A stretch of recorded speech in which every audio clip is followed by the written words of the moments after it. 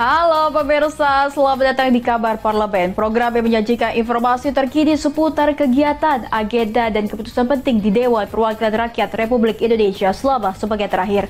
Saya Lydia Junita akan menemani Anda dengan berbagai berita informatif dan inspiratif dari Gedung Parlemen. Berikut informasi selengkapnya.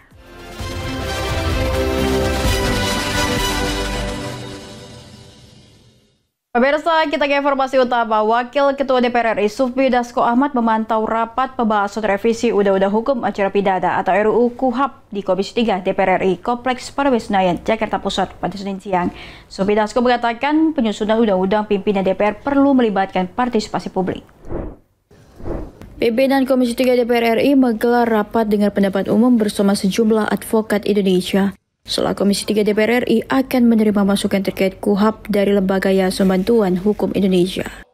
Dalam panduannya, Sufmi Dasko menegaskan bahwa dalam setiap penyusunan perundang-undangan, pimpinan DPR selalu menekankan pada setiap alat kelengkapan Dewan DPR RI untuk selalu melibatkan partisipasi publik sebanyak-banyaknya. Sebelumnya, Ketua Komisi 3 DPR RI Habibur Rahman membantah anggapan pihak yang menyebut bahwa pembahasan RUU KUHAP minim partisipasi publik. Habibur Rahman menegaskan penyusunan RUU KUHAP telah berlangsung secara terbuka dan melibatkan dari berbagai elemen masyarakat. Ngecek kesiapan DPU tentang partisipasi publik yang dalam setiap penyusunan perundang-undangan pada saat ini di DPR partisipasi publiknya harus banyak. Dari Jakarta, Natasha Alko, Adi Chandra Dewanata, Berita Nasional TV. Nah, ini yang masih hangat di pemirsa tentang Kopdes Merah Putih. Wakil Ketua DPR RI Bidang Koordinator Kesejahteraan Rakyat Cucun Ahmad Samsurijal merespon baik peluncuran Koperasi Desa Kelurahan Merah Putih yang dilaksanakan perdana di Klaten, Jawa Tengah. Cucun berharap Koperasi Desa Merah Putih dapat menjadi penopang pertumbuhan ekonomi di setiap daerah. Kelurahan Merah Putih. Presiden Prabowo Subianto resmi meluncurkan sekitar 80 koperasi desa Kelurahan Merah Putih secara serentak di Klaten, Jawa Tengah. Wakil Ketua DPR RI Cucun Ahmad Samsurijal mengatakan koperasi desa Merah Putih menjadi harapan besar bagi seluruh pihak agar betul-betul bermanfaat, terutama dalam membangun Indonesia melalui desa-desa. Ia pun berharap peluncuran Kopdes Merah Putih ini dapat memberikan dampak positif untuk pertumbuhan ekonomi di Indonesia. Ya, kita berharap Koperasi Merah Putih ini bisa menumbuh kembangkan ekonomi di bawah yang sebetulnya kan growth nasional itu ditopang pengungkitnya adalah dari pertumbuhan ekonomi di daerah-daerah. Kalau emang mau membangun Indonesia dari desa, membangun Indonesia dari pinggiran, ya desanya harus dikasih empowering, daerahnya harus dikasih empowering. Ya, seperti Koperasi Merah Putih ini harapan besar kita bisa betul-betul bermanfaat berbagai hal, off-taker daripada hasil bumi, kemudian kebutuhan-kebutuhan pokok yang ada di masyarakat, tapi tidak sesimpel itu nanti akan berhadapan dengan yang existing. Ya, kalau kita mau ngambil hasil bumi kita, apakah yang selama ini mengambil mereka juga akan mati perusahaannya? Nah, ini kan harus duduk bareng ya dengan yang sudah berjalan seperti sekarang. Ya, semoga Koperasi Merah Putih di launching ini membawa dampak bagus, manfaat untuk perkembangan pertumbuhan ekonomi. Dari Jakarta, Natasha Alko, Adi Chandra Dewanata, Berita Nasional TV. Selanjutnya pemirsa, Ketua MPR RI Ahmad Muzani melakukan kunjungan kerja ke Provinsi Banten. Dalam kegiatannya, Ketua MPR RI menggelar forum bersama Gubernur Banten Andra Soni, Kepala Daerah Kabupaten, Kota, serta Forkopimda se-Banten. Dalam pertemuan tersebut pemirsa, Ketua MPR RI mendengarkan langsung berbagai keluhan dan permasalahan daerah, serta siap memfasilitasi komunikasi antara pemerintah daerah dan pemerintah pusat.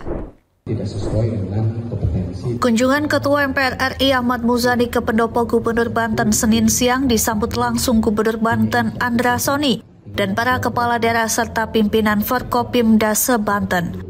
Dalam pertemuan yang berlangsung tertutup ini, Ketua MPR RI menyampaikan komitmennya untuk membantu mengkomunikasikan berbagai permasalahan pemerintah daerah di Banten kepada pemerintah pusat. Menurutnya, berbagai persoalan di Banten bersifat kompleks dan membutuhkan dukungan nyata dari berbagai pihak, termasuk komunikasi intensif dengan menteri terkait demi mempercepat pembangunan. Tak hanya itu, Ketua MPR RI juga menyoroti program-program unggulan Gubernur Andra Soni, seperti program Bangun Jalan Sejahtera atau Bang Andra yang menyentuh pembangunan jalan desa. Menurutnya, meski belum maksimal, program ini sudah tepat sasaran dan hanya membutuhkan proses dan kesabaran. Ketua MPR RI menyampaikan Banten merupakan provinsi yang strategis karena bersebelahan langsung dengan ibu kota. Menjaga stabilitas dan kemajuan Banten secara langsung akan memberikan dampak terhadap kondusivitas nasional. Dalam forum tersebut, Gubernur Banten Andra Soni turut memaparkan program sekolah swasta gratis untuk jenjang SMA, SMK, dan SLB yang telah menyentuh 811 sekolah di seluruh provinsi Banten. Kebijakan ini menjadi bukti keseriusan pemerintah provinsi untuk meningkatkan akses pendidikan bagi masyarakat.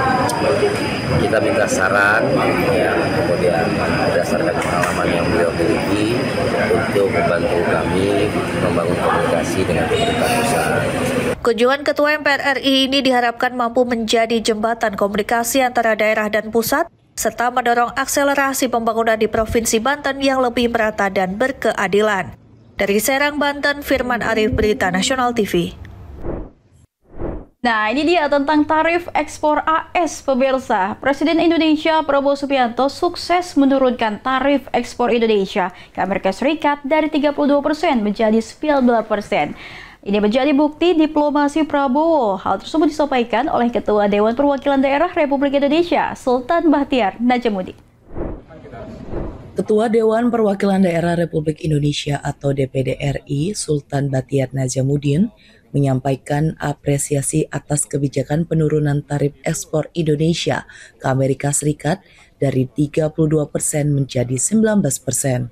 Bahtiar mengatakan langkah tersebut sebagai hasil dari diplomasi perdagangan yang efektif Presiden Prabowo Subianto. Penurunan tarif sebagai bukti Presiden sangat baik bernegosiasi. Kebijakan tersebut menurut Bahtiar tidak hanya menguntungkan posisi Indonesia dalam perdagangan internasional, tetapi juga menunjukkan keberhasilan pemerintah melindungi kepentingan nasional dan industri dalam negeri. Pada kesempatan ini, Bahtiar menilai keberhasilan diplomasi Indonesia dengan mitra global seperti Uni Eropa dan BRICS turut memengaruhi posisi tawar Indonesia di mata Amerika Serikat. Pencapaian ini merupakan langkah positif dalam memperkuat ekonomi nasional melalui diplomasi internasional yang berimbang dan strategis. Itu kan nggak soal di sosial media ramai yang soal kebijakan itu karena Trump menyebut bahwa mereka mendapatkan full access dan for free. Nah itu statement itu ya tentu kan harus kita cari lagi nanti apakah yang dimaksud full access itu. Tapi pasti itu seorang kepala negara harus berstatement bahwa ini negosiasi kami sudah sangat baik untuk kepentingan nasional kami. Beliau pasti akan Dari Jakarta, Natasha Alko dan Ade Chandra, Berita Nasional TV. Pemirsa, jangan kemana-mana, akan ada informasi DPR pastikan draft RUU KUHP bisa diakses di website. Informasi selanjutnya sesaat lagi akan kami hadirkan usai jeda berikut ini.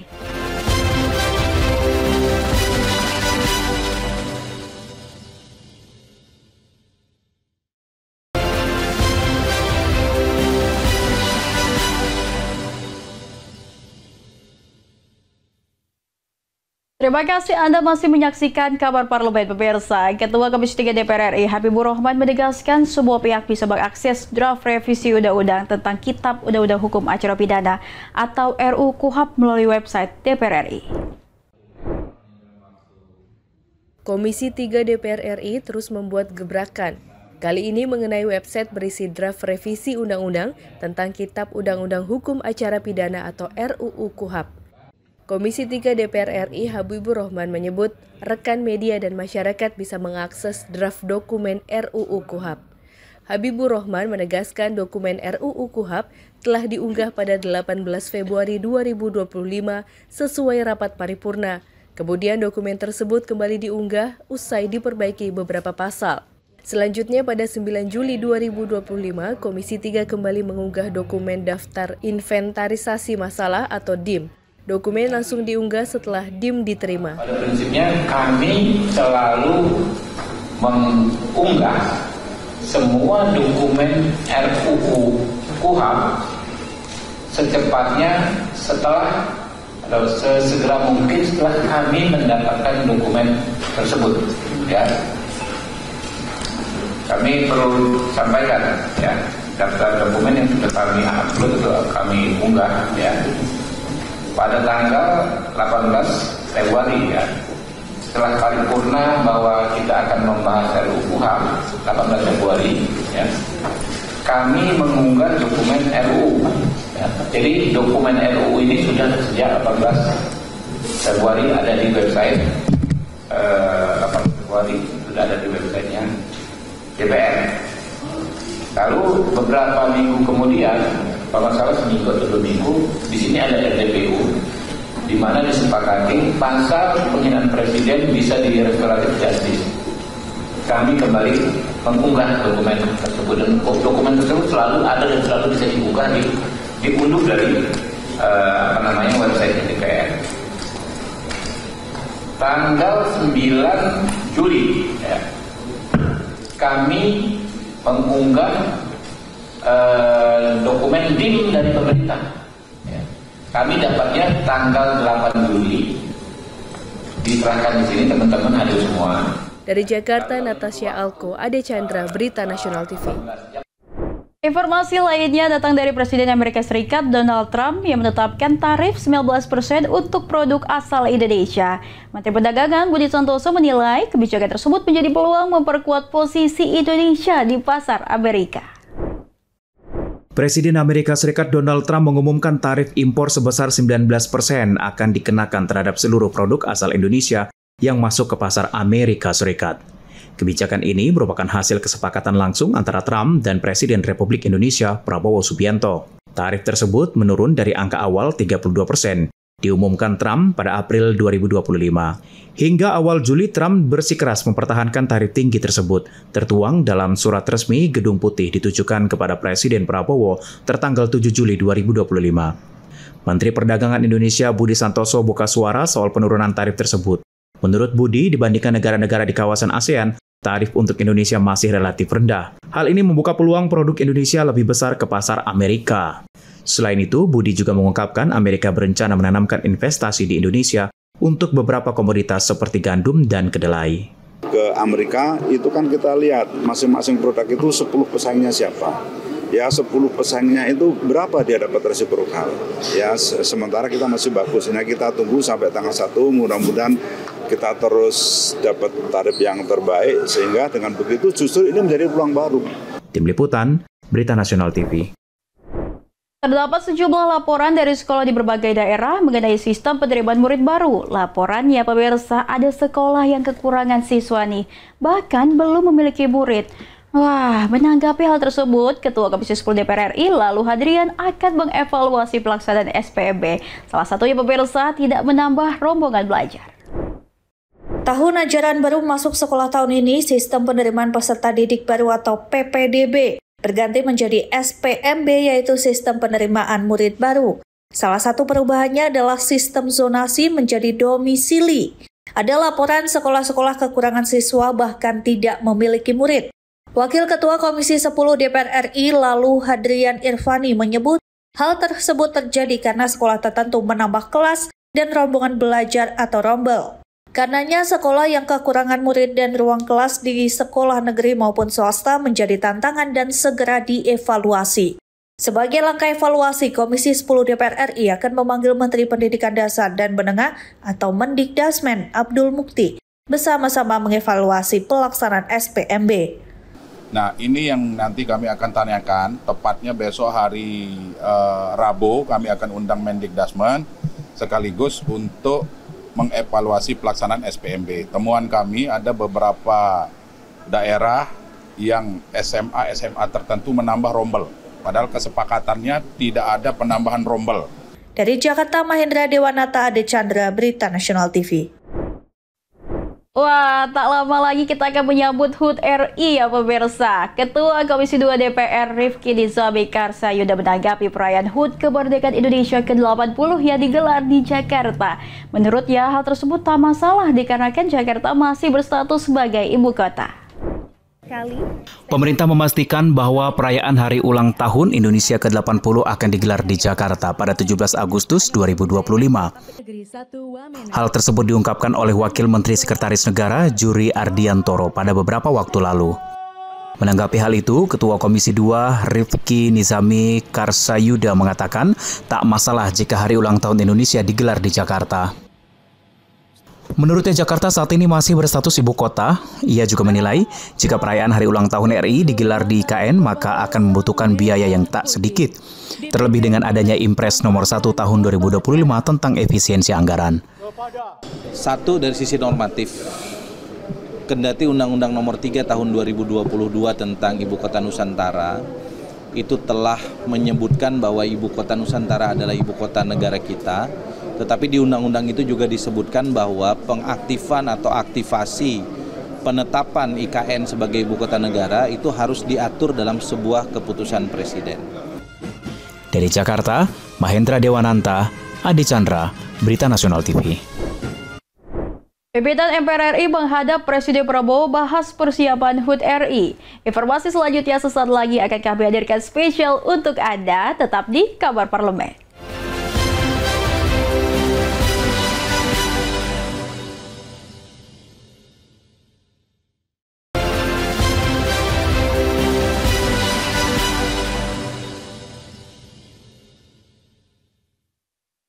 Terima kasih Anda masih setia menyaksikan Kabar Parlemen pemirsa. Ketua MPR RI Ahmad Muzani menghadap Presiden Prabowo Subianto di Istana Merdeka.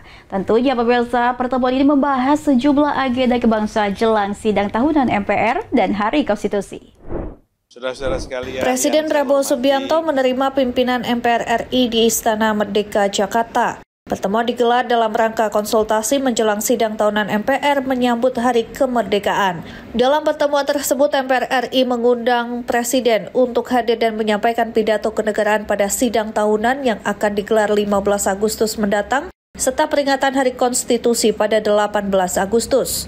Presiden dan pimpinan MPR juga membahas rancangan pokok-pokok haluan negara atau PPHN. Presiden Prabowo meminta agar konsep tersebut dikaji ulang dan disempurnakan sebelum ditetapkan sebagai produk hukum.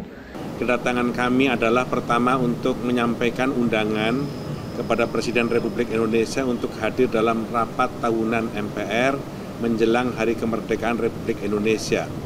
Rapat tahunan MPR diselenggarakan tanggal 16 Agustus 2025. Akan tetapi karena tanggal 16 Agustus jatuh pada hari Sabtu dan 17 Agustus jatuh pada hari Minggu, maka menurut ketentuan yakni tata tertib MPR, sidang tahunan MPR yang jatuh pada tanggal 16 Agustus digeser menjadi tanggal 15 atau hari Sabtu.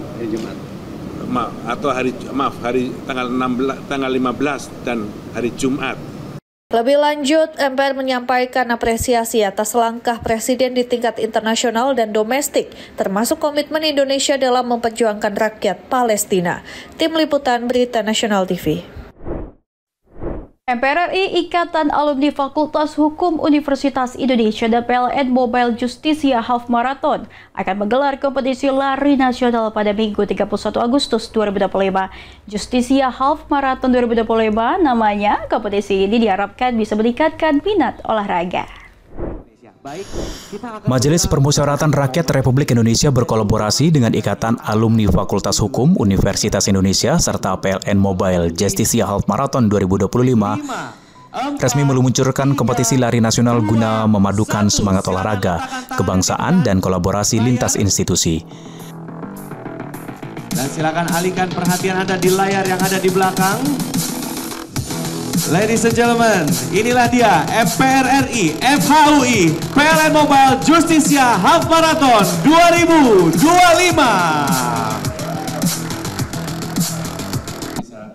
Rencananya, event Justisia Half Marathon 2024 akan diselenggarakan pada Minggu 31 Agustus 2025. Hal tersebut disampaikan Wakil Ketua MPR RI Edi Suparno pada Kamis 24 Juli 2025. Edi mengatakan olahraga merupakan bahasa universal, tidak mengenal latar belakang, agama, dan pandangan politik. Lebih jauh, Edi berharap kegiatan Justisia Marathon ini bisa berjalan dengan meriah dan bisa dihadiri lebih dari 6.000 peserta maraton. Kami berharap bahwa Justisia Marathon ini bisa menjadi sebuah perhelatan tahunan yang diselenggarakan oleh MPR bersama-sama dengan lembaga-lembaga lainnya seperti ILUNI FHUI dan bisa mempertemukan semua kelompok masyarakat di bawah banner olahraga, dalam hal ini adalah half marathon. Mudah-mudahan ini adalah sebuah kegiatan yang akan membawa animo masyarakat yang saat ini sedang tinggi-tingginya untuk melakukan kegiatan maraton untuk dipersatukan di sini di bawah rumah kolaborasi yaitu MPR RI. Justisia Half Marathon 2025 terbagi dalam 3 kategori lomba, yakni 5.000 meter, 10.000 meter, dan 21.000 meter, melintasi rute jalan-jalan utama Jakarta. Sekretaris Jenderal MPR RI Siti Fauziah menyampaikan kegiatan ini menjadi kesempatan bagi masyarakat. MPR ini adalah rumah rakyat. Kami berharap dengan membuka akses untuk para pelari maraton ini bisa untuk seluruh masyarakat bisa masuk ke gedung MPR tanpa demo, Pak. Jadi kalau biasanya demo dulu baru boleh masuk. Nah, kalau sekarang kita buka seluas-luasnya yang target kita 6.000 ya. Sekretaris Jenderal MPR RI Siti Fauziah menyampaikan kegiatan ini menjadi kesempatan bagi masyarakat merasakan rumah rakyat karena kegiatan berlangsung di gedung MPR, DPR, DPD RI. Natasha Alko, Ade Chandra, Dewananta, Berita Nasional TV. Pemirsa, masih tentang Half Marathon nih. Justisia Half Marathon 2025 atau lomba lari tingkat nasional resmi diluncurkan hari ini. Diharapkan ada 6.000 peserta mengikuti lomba maraton. Dan kegiatan ini menurut CEO of 20 Feet Group, Novi Estianto, menjadi bagian dari rutin tahunan MPR RI dan Fakultas Hukum Universitas Indonesia. Chief Operating Officer atau CEO of 20 Feet Group, Novi Estianto, menyebut peluncuran Justisia Half Marathon 2025 diselenggarakan MPR RI berkolaborasi dengan Ikatan Alumni Fakultas Hukum Universitas Indonesia dan PLN Mobile Justisia Half Marathon, merupakan bentuk pengalaman sportainment yang inklusif dan menyenangkan. Lebih jauh, Novi menerangkan Justisia Half Marathon 2025 merupakan tahun kedua diselenggarakan. Tahun sebelumnya digelar untuk merayakan 100 tahun kiprah pendidikan hukum di Indonesia, diikuti 3.500 peserta. Di tahun ini, Novi berharap kegiatan ini bisa diikuti lebih dari 6.000 peserta. Event ini merupakan lanjutan dari tahun sebelumnya dan diputuskan akan menjadi agenda tahunan MPR dan Fakultas Hukum Universitas Indonesia. Justisia Half Marathon 2025 terbagi menjadi 3 kategori, yaitu 5 km, 10 km, dan 21 km, melintasi Jalan Jakarta. Lokasi start dan finish dilakukan di halaman Kompleks Parlemen Senayan, Jakarta Pusat. Kita akan membuat sebuah pengalaman baru sportainment dan festival karena Respect Day-nya kita akan coba perpanjang tambahan event festival sportnya selama 4 hari dan kita akan lakukan itu di Menteng Prada, sebuah lokasi baru yang akan kita jadikan sebuah destinasi olahraga dan mudah-mudahan itu juga menjadi sebuah langkah perubahan awal terkait dengan event Justisia Half Marathon tahun 2025. Natasha Alko, Ade Chandra, Dewananta, Berita Nasional TV. Informasi selanjutnya, Ketua Komisi 3 DPR RI Habibur Rahman menegaskan bahwa pembahasan revisi Kitab Undang-Undang Hukum Acara Pidana atau KUHAP dilakukan secara terbuka dan transparan. Menurutnya, revisi KUHAP ini bentuk komitmen DPR dan pemerintah untuk menghadirkan hukum yang lebih berpihak kepada pencari keadilan.